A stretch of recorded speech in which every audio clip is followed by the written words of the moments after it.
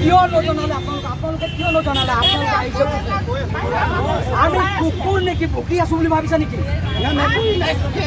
কুকুৰে কিন্তু খং উঠিলে বেয়া হৈ যায় এই কথাটো মনত ৰাখিব আপুনি আহিছে বুলি ক'ব লাগিছিল আপুনি আহিছে বুলি ক'ব লাগিছিল আমি ইয়াত খোৱা নাই আপোনালোকৰ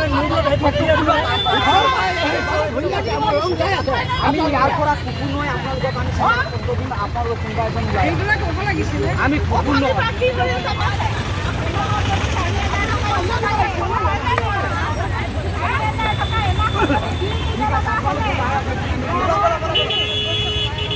অধিকাৰ সংগ্ৰাম সমিতি সন্মিলিত নাৰী অধিকাৰ সংগ্ৰাম সমিতি এক বৃহত্তৰ অসমৰ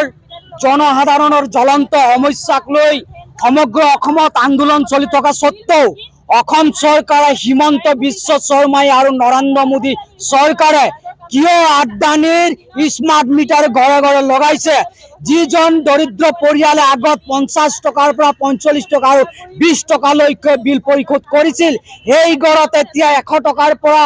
100 টকা নহয় আজি 600 টকাকৈ আজি বৃদ্ধি পাইছে কিয় বৃদ্ধি পাইছে তাৰ জবাব বিচাৰি আমি কেইবাবাৰো সীমাৰক পত্ৰ প্ৰদান কৰিছিলো আৰু হিমন্ত বিশ্ব চৰকাৰক আমি আহ্বান কৰিছিলো যে আপোনালোকে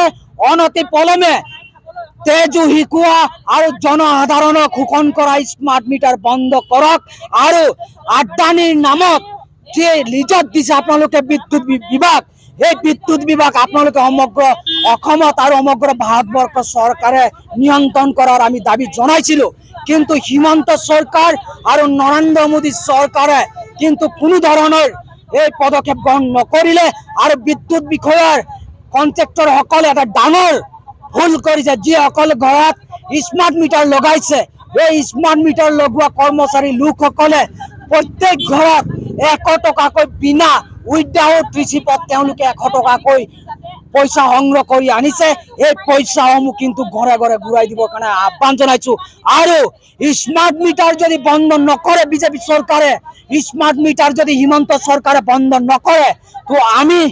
ঘৰে ঘৰে গৈ আমি স্মাৰ্ট মিটাৰ লৈ প্ৰতিকৃতি আমি এই বিদ্যুৎ ভৱনত কৰিবলৈ আমি বাধ্য হওঁ।